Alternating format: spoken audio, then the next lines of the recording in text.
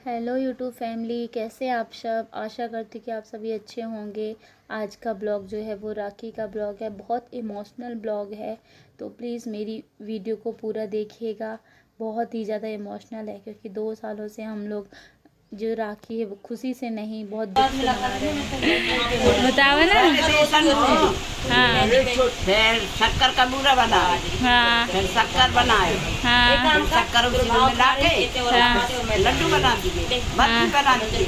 हाँ हाँ। तो अभी देखिए यहाँ पे दादी ने जो विधि बताई है वो बन चुका है। तो यहाँ पे शक्कर और बेसन दोनों को, मतलब पहले बेसन को भूंज के फिर शक्कर की चाशनी बना के, हाँ फिर बूरा बना के और ऐसे अभी कर दिया। अब इसके बनेंगे लड्डू जो कि बेसन के लड्डू हैं। तो आप लोग मेरी वीडियो पे बने रहिएगा, देखिए मेरी दादी कैसे लड्डू बना।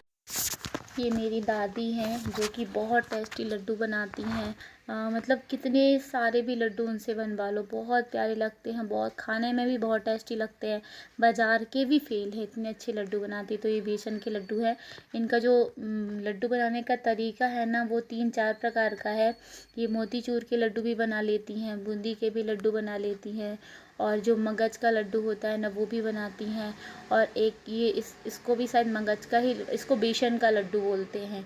तो 3-4 प्रकारों से जो है दादी हमारी लड्डू बनाती हैं। और देखिए हमारी क्या बड़ी फैमिली है, तो बड़ी फैमिली के हिसाब से ज़्यादा सामान बनता है क्योंकि हमारे यहाँ कम से कम जॉइंट फैमिली वाले हम लोग, मायका भी हमारा और ससुराल भी दोनों जॉइंट फैमिली का है। तो 2 चाचियाँ हैं, मम्मी पापा हमारे, हम लोग भाई बहन और बुआ के बच्चे वगैरह भी हैं। तो सभी यहीं पे हैं और हम लोग से राखी बंधवाने आते हैं हर साल और रहते भी यहीं पे हैं। तो अभी तो क्या पढ़ाई की उससे बाहर चले जाते हैं और कभी आ जाते हैं, कभी चले जाते हैं। तो ये दादी मेरी जो है वो लड्डू, हम लोग भी साथ में बना रहे थे लड्डू जल्दी जल्दी। और मैंने ना नारियल की बहुत सारी ये परात रखी हुई ना, इसी परात के बराबर मैंने बहुत सारी जो है वो मिठाई भी बनाई थी। उसका मैंने वीडियो नहीं बनाया क्योंकि उससे पहले मैंने एक वीडियो डाला था मिठाई बनाने का, इस वजह से मैंने वो नहीं डाला, उसकी पिक वगैरह भी नहीं ली क्योंकि उस मिठाई की इतनी ज़्यादा तारीफ़ हुई। मैं खुद की तारीफ़ नहीं कर रही हूँ, पर अगर जो जिसने मेरी मिठाई खाई है तो वो अगर इस वीडियो को देख रहा है तो कमेंट करिएगा कि कैसी लगी थी मेरी मिठाई। तारीफ़ तो बहुत किए हैं।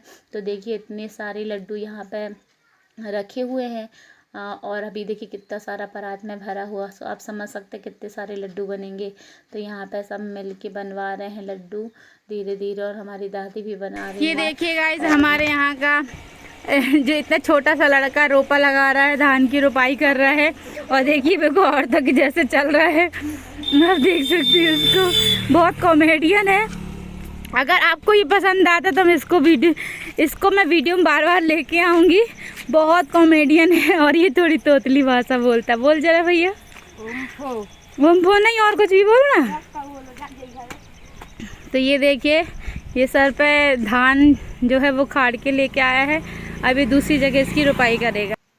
यहाँ पे जो मेरे बेटे की पहली राखी थी, तो यहाँ पे आन्या अपने भैया को लगा रही है टीका और बांधेगी राखी। बहुत परेशान कर रहा था क्योंकि इसकी तबीयत ठीक नहीं है ना, तो भी बहुत परेशान कर रहा है। इसकी मतलब बुखार भी है उसको और बहुत ज़्यादा सर्दी भी हो गई है। तो अभी भी 3-4 दिन से इसलिए मेरा ब्लॉग नहीं आ रहा था। ये मेरा राखी का ब्लॉग है जो मैं एडिट कर रही हूँ संडे के दिन, और आज ही के दिन ये ब्लॉग जाएगा। जिस दिन एडिट करी उसी दिन जाएगा। एडिट तो बहुत दिन पहले से हो गया था, पर कुछ कुछ चीज़ें रह गई थी जिसको मैं अभी एडिट कर रही हूँ क्योंकि मैं अभी आ गई हूँ ससुराल। तो अब अभी भैया को सुलाया काम वगैरह करके, और फिर अब मैं ब्लॉग सेंड करूँगी क्योंकि बहुत दिक्कत होती है यार, बच्चों की तबीयत ख़राब हो जाती है ना तो बहुत दिक्कत होती है। तो जो मेरा आज का ब्लॉग है राखी वाला, तो आप देख सकते हैं अभी जो थोड़ी देर बाद आएगा। बहुत इमोशनल है। हम लोग बहुत मिस करते हैं अपने भाई को, जो हमारा भाई हमको छोड़ के चला गया है। हम 2 सालों से इसकी फ़ोटो में राखी बांध रहे हैं। अभी मुझे बहुत रोना आ रहा है। मैं ब्लॉग एडिट कर रही हूँ, मुझे अपने भाई की बहुत ज़्यादा याद आती है। क्या करें, पर हमें दूसरे भाई के लिए हमें खुश रहना पड़ता है। इस बार हम थोड़ा तैयार हुए हैं, तो इससे पहले जो राखी आई थी उसमें हम लोग तैयार भी नहीं हुए थे, मन ही नहीं कर रहा था राखी बांधने का। पर क्या करें, हमें दूसरों के लिए तो खुश रहना पड़ेगा ना, जो चला गया उसी का दुख। क्योंकि माँ बाप, जो हमारे माँ बाप है ना, उनके लिए हमें खुश रहना पड़ेगा, क्योंकि अगर हम दुखी होंगे तो हमारे माँ बाप भी दुखी होंगे। ये देखिए यहाँ पे मेरे सारे भाई बैठे हुए हैं, मेरे चाचा के बच्चे हैं और मेरी बुआ के बच्चे हैं, तो वो सब आ जाते हैं।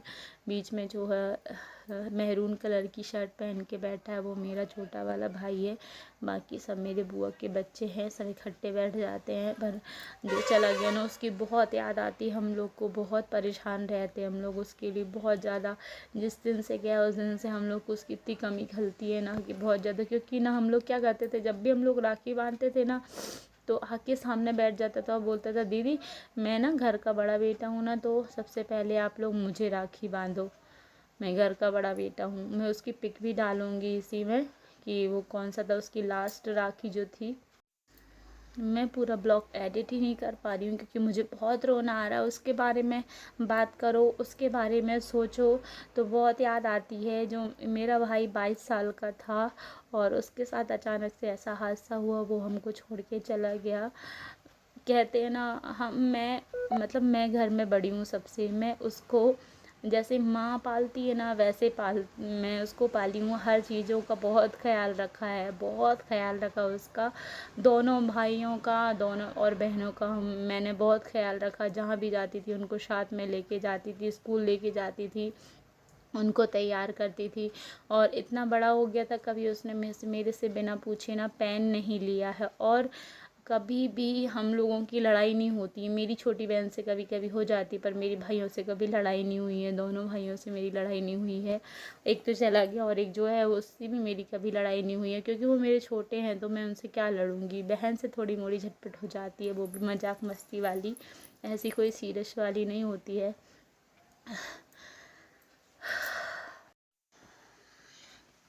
यहाँ पे मैंने सबको राखी बांध दी है। अब देखिए इन लोग को इतनी मस्ती चलती रहती है ना, इन लोग पूरा शाश्वत दंडवत प्रणाम होता है ना, वो सब हम लोग तीनों बहन खड़े हो गए थे। तो ये देखो ना, इन लोग नौटंकी कर रहे हैं तीनों, मतलब जितने हैं सब चाचा के बेटे वगैरह सब ऐसे पैर पड़ रहे हैं। एक तो जो मेरी छोटी वाली बहन है ना, उसकी बिछिया निकाल रहा था कि हो गया 800-900 रुपये का मेरा फ़ायदा हो गया। और ये है तो ये बड़ी बुआ का बड़ा वाला बेटा है, तो ये मेरे ऐसे पैर पड़ रहा था और कह रहा था मेरे को आशीर्वाद दो, और बहुत तेज़ से ना पिंच कर दिया मेरे पैर पे। मैंने उसको बहुत तेज़ से ठोक दिया। क्या करोगे, लोग बहुत मस्ती करते हैं, बहुत छोटे, मेरे से बहुत छोटे हैं, 6-7 साल 8 साल के, बहुत छोटे हैं ये लोग मेरे से। पर नहीं रहते हैं ऐसे, हम लोग कभी सीरियस होके नहीं रहे, हमेशा मस्ती मजाक करते ही रहते हैं। और वो मेरा भाई था ना, वो भी बहुत मस्ती करता था, वो फ़ोन लगाता था, और मैडम कैसी हो, और कलेक्टर साहब कैसी हो, क्योंकि हमेशा वो ये इस वर्ड बोलता था, कभी भी मुंह बना के कभी भी नहीं। और जब रक्षाबंधन आती थी ना, तो 15-20 दिन पहले से फ़ोन लगा के पूछने लगता था, दीदी रक्षाबंधन आ रही, मैं आ जाऊँ, मेरे को क्या दोगी, क्या ख़रीदोगी मेरे लिए, हमेशा यही करता था। फिर उसको फ़ोन से पीछे, तो मैं उससे बोलती थी कि यार अभी तो 20-25 दिन है, क्यों परेशान कर रहा फ़ोन लगा लगा के। जब भी रक्षाबंधन आती है ना, 10 दिन 15 दिन पहले ऐसा लगता है कि अब आएगा मेरे मोहित का फ़ोन, अब आएगा मेरे मोहित का फ़ोन, अब पूछेगा दीदी मैं आ जाऊँ तुम्हें लेने, दीदी मैं आ जाऊँ तुम्हें लेने। आज मुझे माफ़ कीजिएगा, मुझे बोलते बोलते बहुत ज़्यादा रोना आ रहा है। मैं आधे घंटे बाद वीडियो एडिट कर रही हूँ। ये मेरे भाई की फ़ोटो है जो कि अब फ़ोटो ही में ही रह गया है। ये भी हम लोग की रक्षाबंधन की फ़ोटो। इसको इतना शौक़ था फ़ोटो खिंचाने का, चाहे जब दीदी मेरे को फ़ोटो खींचना है, दीदी मेरी ऐसी फ़ोटो खींचो, दीदी मेरी वैसी फ़ोटो खींचो। बहुत कॉमेडियन था, जहाँ भी जाता था ना तो रोते को हंसा देता था। पर भगवान ने अच्छे लोगों को ही छीनना है ना, इस वजह से तो भगवान ने ले लिया।